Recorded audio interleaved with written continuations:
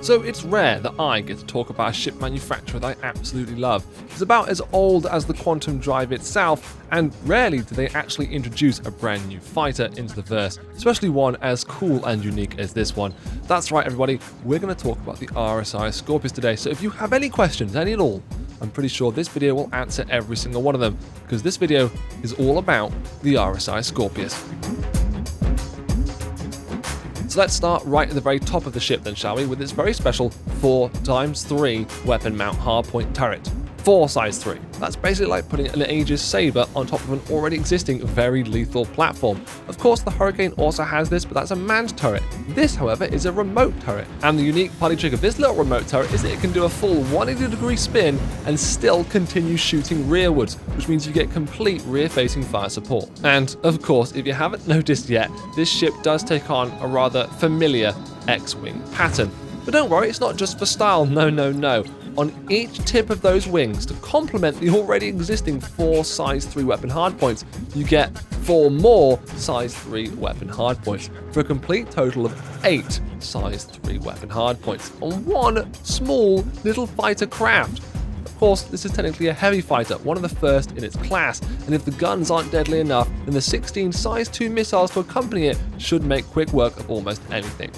Combined then, this is one of the most lethal ships we have in-game. One of my favourites, and something that I've actually been waiting for a long time. Roberts Space Industries tends to have this pattern of being able to provide the best in its class for a very certain sort of subject.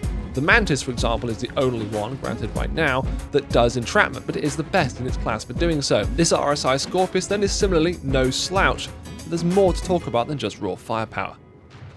It might be a given that this ship has a rather sleek and elegant sporty design, but the developers even admit that it maybe moves a little bit too fast. Yes, it's got a limited HUD with only 2 MFDs, but I really like that super clean cockpit and plenty of visibility. Thanks to its modern design and game development, it's able to fit in all the accommodations that you would expect from most common fighters now with a full weapons rack. It's also got your blade server and every other single component that you would ever wish to see, shields, engines, everything, completely accessible from the exterior of the craft, just like the gold standard Aegis Gladius.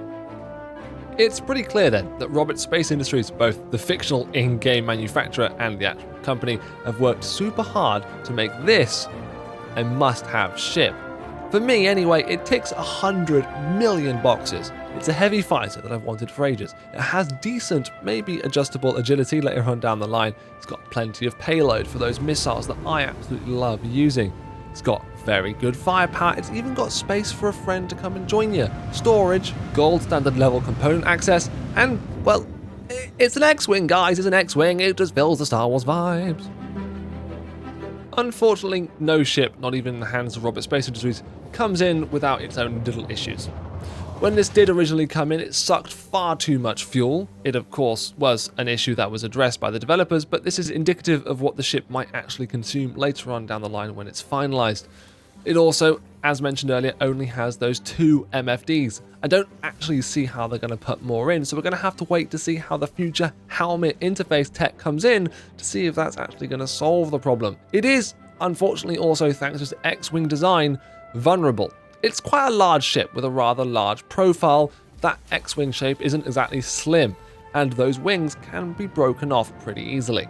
So, although it does win style points and it definitely does have loads of firepower, I think it's well balanced, simply because if you're fighting someone that targets those wings, maybe one day when those wings are individually addressable via the independent targeting system, they'll be able to shoot them off, which puts you at a disadvantage slowly, both in maneuverability and in firepower. At the end of the day, if you were to lose all of your wings, you're going to have to rely very strongly on your co-pilot, if he's even there, to provide all of the offensive and defensive capabilities.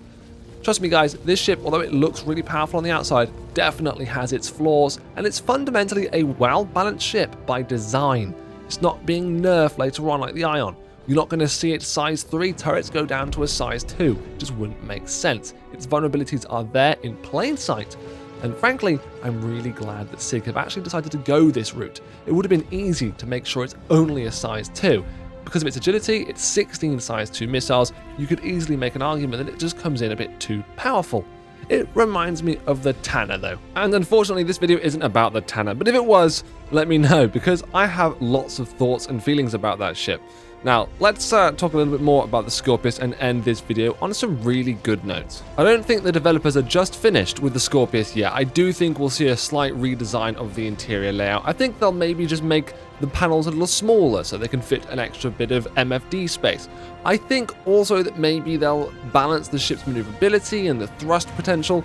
However, I don't want them to touch it too much. I'll be completely honest, a ship with styles like this but without the throughput of that thrust from the 4 engines just wouldn't really make sense, and it probably could destroy the entire image and enjoyability of the ship as a whole.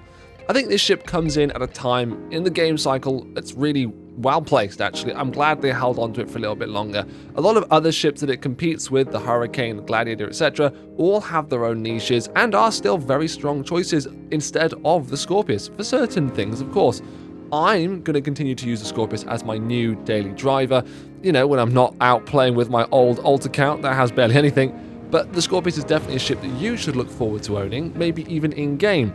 It's got a slightly heavy price tag, not gonna lie, on the RSI page. It is live right now, so you can go and buy it. Well, I guess stocks last, if that's the thing with these digital goods.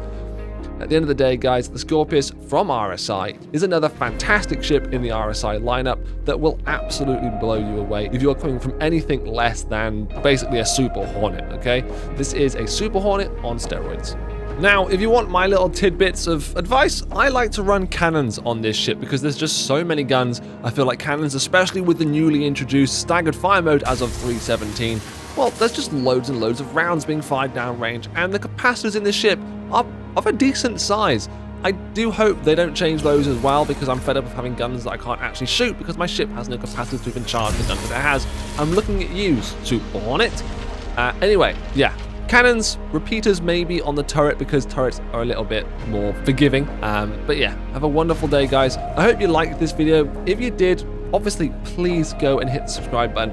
Hit the like button as well. Look, I really like the fact that I've been able to get you guys to participate down in the chat below. So let me know if you do indeed like the ship. And if you do like the ship, tell me what your favorite part of it is. If you don't like it as well, let me know as well in the comments down below.